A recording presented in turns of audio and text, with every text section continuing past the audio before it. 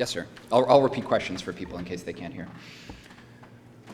The question I'd like to ask you is, what is going to be the subject of your next book? The relationship between the Boston Tea Party and the Tea Party of our generation? Yeah, well, so I get that question quite a bit. Actually, there is a good book. There are a couple good books by scholars that I've actually just bought for myself about the modern day Tea Party movement. One is by Ronald Formisano called The Tea Party.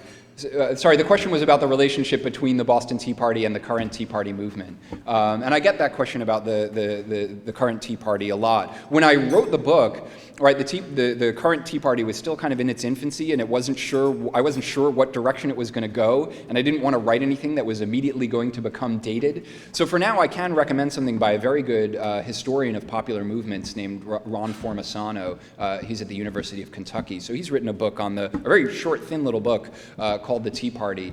So there's a historian of early America who kind of used his perspective on it. My perspective on the current Tea Party movement is, well, actually there are a lot of really interesting parallels. So I'll tell you a story about 1772. There was, and see if you can recall back to 2008 and see if you see any parallels. In 1772, there was a huge global worldwide recession. You have the East India Company, which is suffering from a bunch of bank failures and asks the government for help. The government decides that the East India Company is too big to fail, and so they pass legislation, the Tea Act, in order to prop it up. So in response to this, you have tax protests based on grassroots groups all over the country who get together. So, and you can kind of keep telling the story. There are people dressing in disguises. There are all sorts of interesting parallels.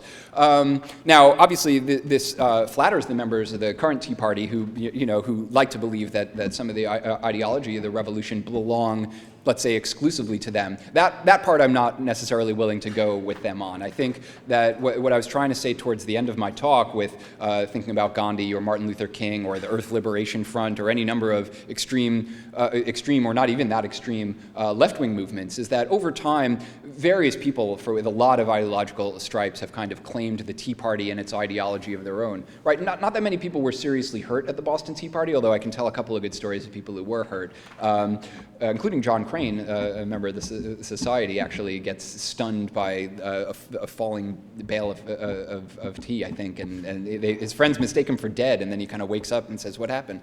And he goes on to a career as an artilleryman. And then there was one guy who was beaten up for stuffing pockets into his tea. He's the only one who we know for sure was there, actually.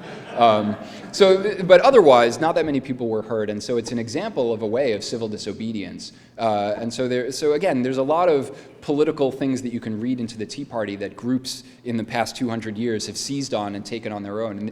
And the point that I try to make in my talks is that the Tea Party is part of all of our heritage, and you don't necessarily need to belong to one political group in order to claim the Tea Party as your own. So I'm obviously fascinated by the way in which the Tea Party nowadays makes use of that period of history, but I don't think that they necessarily have the only answer for how we can make use of the Boston Tea Party and its importance today.